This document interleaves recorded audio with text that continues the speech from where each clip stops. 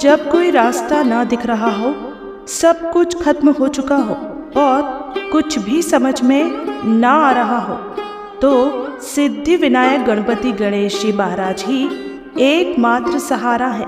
प्रिय भक्तों, आप सभी की परेशानियों का समाधान गणपति गणेश जी का एक अचूक मंत्र आज हम आपको बताने जा रहे हैं, जहाँ पर गणेश जी की नित्य पूजा अर्चना और मंत्र जाप या श्रवण होता है, वहाँ पर रिद्धि सिद्धि और सुख समृद्धि का वास होता है। ऐसे स्थान पर अमंगल कार्य, घटनाएं और दुख दरिद्र बुरी नजर से बचाव रहता है। घर में सकारात्मक ऊर्जा का वास होता है। इसलिए तो गणपति महाराज जी के भक्त अपने अपने घरों में गणेश जी की मूर्ति और तस्वीर लगाकर रखते हैं।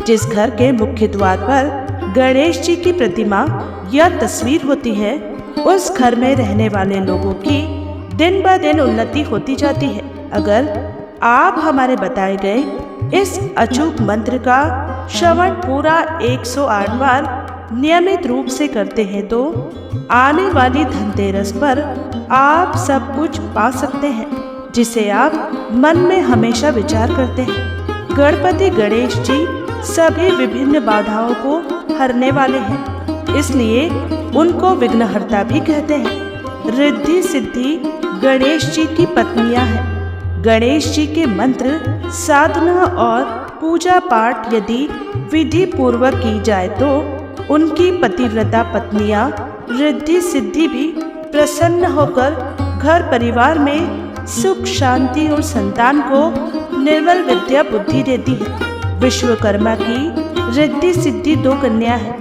जो गणेश जी की पत्नियां हैं। सिद्धि से क्षेम और रिद्धि से लाभ नाम के शोभा संपन्न 2 पुत्र हुए।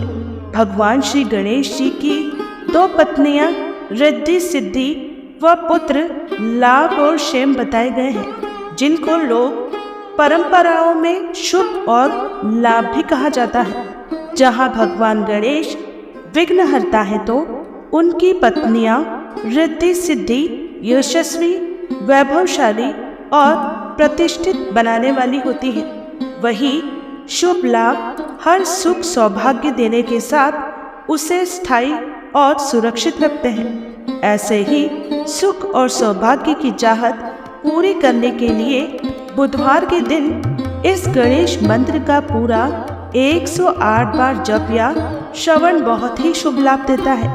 प्रिय भक्तों, आज हम आपको गणेश जी का मंत्र बताने जा रहे हैं। जो भी जातक जिनका विवाह नहीं हो रहा है या विवाह में अड़चन आ रही है, कोई परेशानी है, कोई कठिनाइयाँ है या कोई विघ्न विवाह में आ रहा है, आप सभी जानते हैं कि हर माता पिता अपने बच्चों के विवाह के लिए कितने चिंतित होते हैं। यदि विवाह में कोई परेशानी आ रही है, कुंडली में कोई दोष है या किसी भी तरह की कोई परेशानी है, तो भक्तों आज हम आपको वह मंत्र बताने जा रहे हैं जिन मंत्रों के जाप या श्रवण करने पर ही आपके विवाह में आ रही सारी परेशानियां दूर हो जाएंगी। इन मंत्रों के श्रवण मात्र से ही आपको विवाह में आ रही सारी कठिनाइयां दूर होती चली जाएंगी। आपके बच्चों का जल्द से जल्द विवाह संपन्न हो जाएगा। बस आपको केवल इतना करना है कि प्रतिदिन हमारे दिए गए मंत्रों को 108 बार श्रवण करना है एवं जब तक आपका रिश्ता पक्का ना हो जाए, इन मंत्रों को प्रतिदिन 108 बार श्रवण अवश्य करें। इतना करते ही आप देखेंगे एक चमत्कारिक रूप से परिवर्तन, जो कि आपके जीवन को बदल देगा और आप लोगों को विवाह के लिए कॉल आना चालू हो जाएंगे और शीघ्र अतिशीघ्र आपके घर में शहनाइयाँ गूंज उठेंगी। तो भक्तों, यदि आपको वीडियो पसंद आए तो हमारे चैनल लॉर्ड्स ऑफ चालीसा को कृपया करके सब्सक्राइब ज़रूर करें, वीडियो को लाइक करें और ज़्यादा से ज़्यादा लोगों तक हमारे वीडियो को शेयर अवश्य करें। इतना करने से ही आप किसी अन्य लोगों की भी मदद कर सकते हैं। तो चलिए शुरू करते हैं। गणेश जी का मंत्र। जय श्री राम, हर हर महादेव। गणेश जी का महामंत्र इस प्रकार है। ओम श्रीं गं सौम्याय गणपतये वरवरद सर्वजन मे भुवन पतये स्वाहा। ओम श्रीं गं सौम्याय गणपतये वरवरद सर्वजन मे भुवन पतये स्वाहा। ओम श्रीं गं सौम्याय गणपतये वरवरद सर्वजन मे भुवन पतये स्वाहा। ओम श्रीं गं सौम्याय गणपतये वरवरद सर्वजन मे भुवन पतये स्वाहा। ओम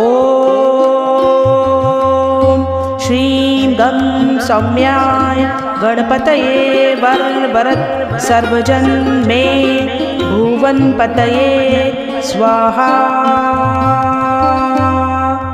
ओम श्रीं गं सौम्याय गणपतये वरवरद सर्वजन मे भुवन पतये स्वाहा।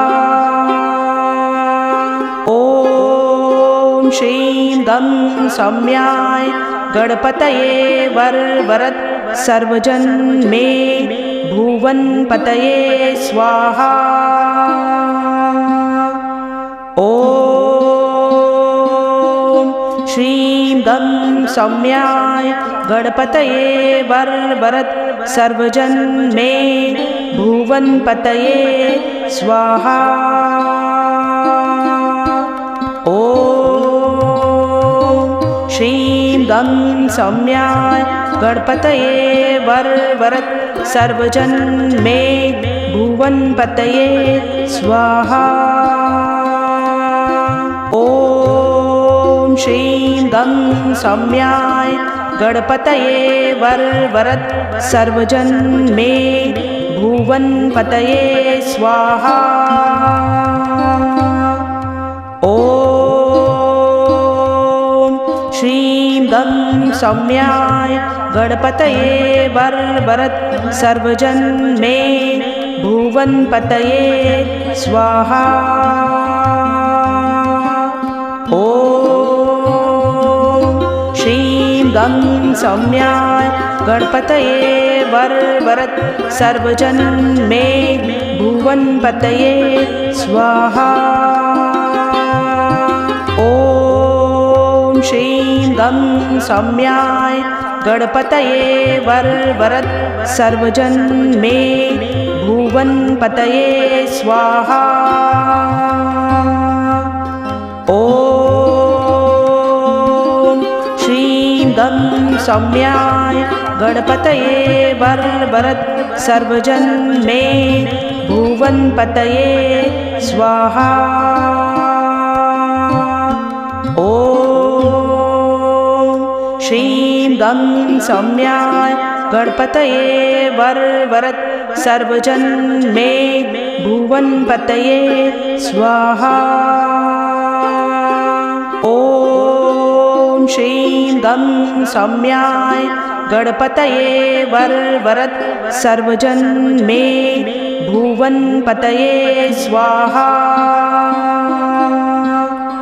ओम श्रीं गं सौम्याय गणपतये वरवरद सर्वजन मे भुवन पतये स्वाहा। ओम श्रीं गं सौम्याय गणपतये वरवरद सर्वजन मे भुवन पतये स्वाहा। ओम श्रीं गं सौम्याय गणपतये वरवरद सर्वजन मे भुवन पतये स्वाहा। ओम गं सौम्याय गणपतये वरवरद सर्वजन मे भुवनपतये स्वाहा।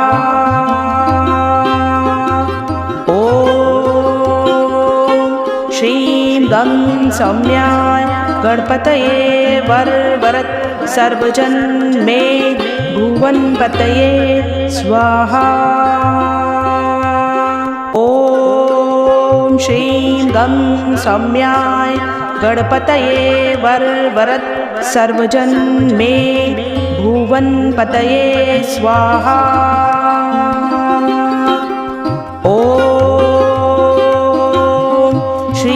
गं सौम्याय गणपतये वरवरद सर्वजन मे भुवनपतये स्वाहा।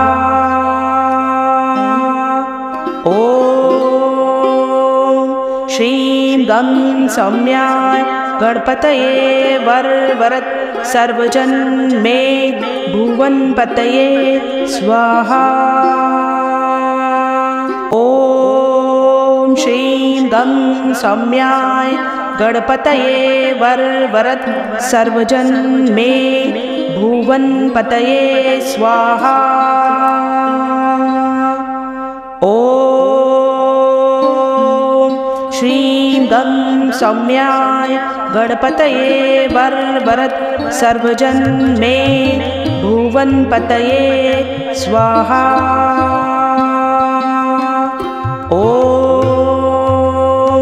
श्रीं गं सौम्याय गणपतये वरवरद सर्वजन मे भुवनपतये स्वाहा। ॐ श्रीं गं सौम्याय गणपतये वरवरद सर्वजन मे भुवनपतये स्वाहा।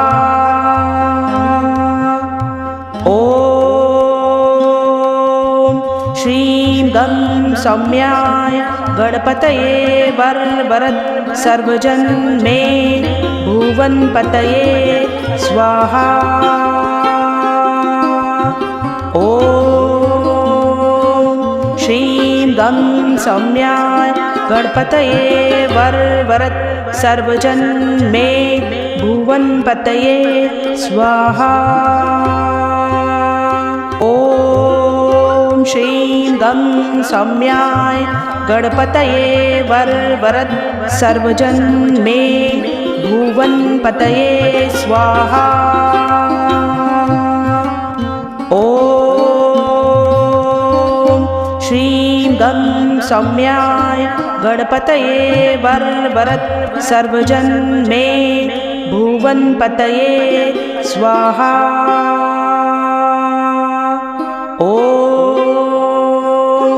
श्रीं गं सौम्याय गणपतये वरवरद सर्वजन मे भुवनपतये स्वाहा। ॐ श्रीं गं सौम्याय गणपतये वरवरद सर्वजन मे भुवनपतये स्वाहा।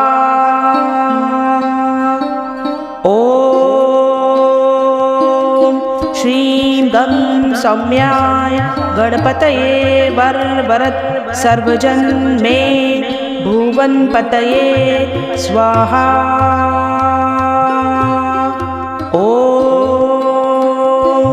श्रीं गं सौम्याय गणपतये वरवरद सर्वजन मे भुवनपतये स्वाहा। श्रीं गं सौम्याय गणपतये वरवरद सर्वजन मे भुवनपतये स्वाहा। ॐ श्रीं गं सौम्याय गणपतये वरवरद सर्वजन मे भुवनपतये स्वाहा। ॐ श्रीं गं सौम्याय गणपतये वरवरद सर्वजन मे भुवनपतये स्वाहा। ॐ श्रीं गं सौम्याय गणपतये वरवरद सर्वजन मे भुवनपतये स्वाहा। ॐ श्रीं गं सौम्याय गणपतये वरवरद सर्वजन मे भुवनपतये स्वाहा। ॐ श्रीं गं सौम्याय गणपतये वरवरद सर्वजन मे भुवनपतये स्वाहा। ॐ श्रीं गं सौम्याय गणपतये वरवरद सर्वजन मे भुवनपतये स्वाहा। ॐ श्रीं गं सौम्याय गणपतये वरवरद सर्वजन मे भुवनपतये स्वाहा। ॐ श्रीं गं सौम्याय गणपतये वरवरद सर्वजन मे भुवनपतये स्वाहा। ॐ श्रीं गं सौम्याय गणपतये वरवरद सर्वजन मे भुवनपतये स्वाहा। ॐ श्रीं गं सौम्याय गणपतये वरवरद सर्वजन मे भुवनपतये स्वाहा। ॐ श्रीं गं सौम्याय गणपतये वरवरद सर्वजन मे भुवनपतये स्वाहा। ॐ श्रीं गं सौम्याय गणपतये वरवरद सर्वजन मे भुवनपतये स्वाहा। ॐ श्रीं गं सौम्याय गणपतये वरवरद सर्वजन मे भुवनपतये स्वाहा। ॐ श्रीं गं सौम्याय गणपतये वरवरद सर्वजन मे भुवनपतये स्वाहा। ॐ श्रीं गं सौम्याय गणपतये वरवरद सर्वजन मे भुवनपतये स्वाहा। ॐ श्रीं गं सौम्याय गणपतये वरवरद सर्वजन मे भुवनपतये स्वाहा। ॐ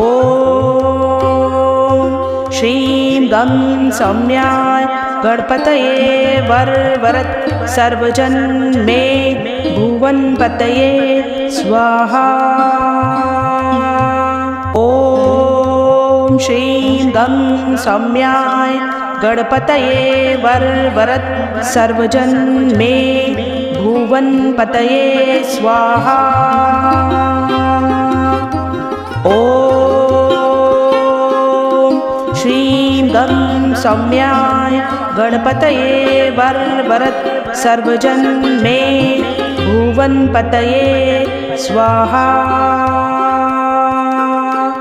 ॐ श्रीं गं सौम्याय गणपतये वरवरद सर्वजन मे भुवनपतये स्वाहा। ॐ श्रीं गं सौम्याय गणपतये वरवरद सर्वजन मे भुवनपतये स्वाहा। ॐ श्रीं गं सौम्याय गणपतये वरवरद सर्वजन मे भुवनपतये स्वाहा। ॐ श्रीं गं सौम्याय गणपतये वरवरद सर्वजन मे भुवनपतये स्वाहा। ॐ श्रीं गं सौम्याय गणपतये वरवरद सर्वजन मे भुवनपतये स्वाहा। ॐ श्रीं गं सौम्याय गणपतये वरवरद सर्वजन मे भुवनपतये स्वाहा। ॐ श्रीं गं सौम्याय गणपतये वरवरद सर्वजन मे भुवनपतये स्वाहा। ॐ श्रीं गं सौम्याय गणपतये वरवरद सर्वजन मे भुवनपतये स्वाहा। ॐ श्रीं गं सौम्याय गणपतये वरवरद सर्वजन मे भुवनपतये स्वाहा। ॐ श्रीं गं सौम्याय गणपतये वरवरद सर्वजन मे भुवनपतये स्वाहा। ॐ श्रीं गं सौम्याय गणपतये वरवरद सर्वजन मे भुवनपतये स्वाहा। ॐ श्रीं गं सौम्याय गणपतये वरवरद सर्वजन मे भुवनपतये स्वाहा। ॐ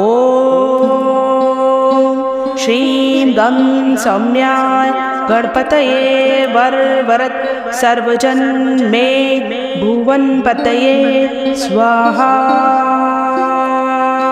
ॐ श्रीं गं सौम्याय गणपतये वरवरद सर्वजन मे भुवनपतये स्वाहा।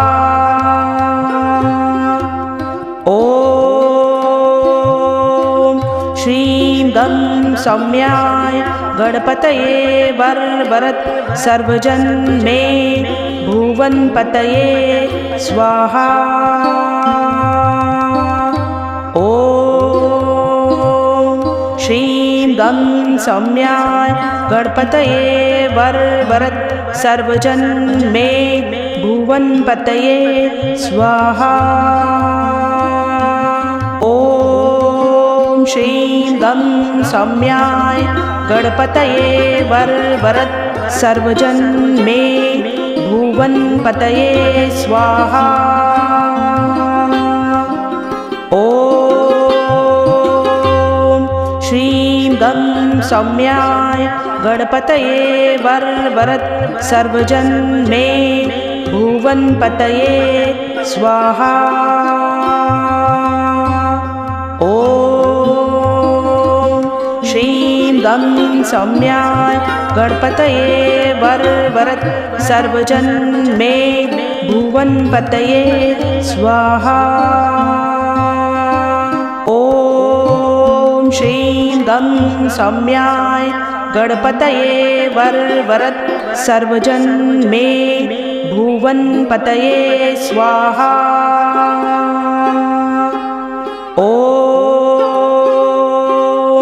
श्रीं गं सौम्याय गणपतये वरवरद सर्वजन मे भुवनपतये स्वाहा। ॐ श्रीं गं सौम्याय गणपतये वरवरद सर्वजन मे भुवनपतये स्वाहा। ॐ श्रीं गं सौम्याय गणपतये वरवरद सर्वजन मे भुवनपतये स्वाहा। ॐ श्रीं गं सौम्याय गणपतये वरवरद सर्वजन मे भुवनपतये स्वाहा। ॐ श्रीं गं सौम्याय गणपतये वरवरद सर्वजन मे भुवनपतये स्वाहा।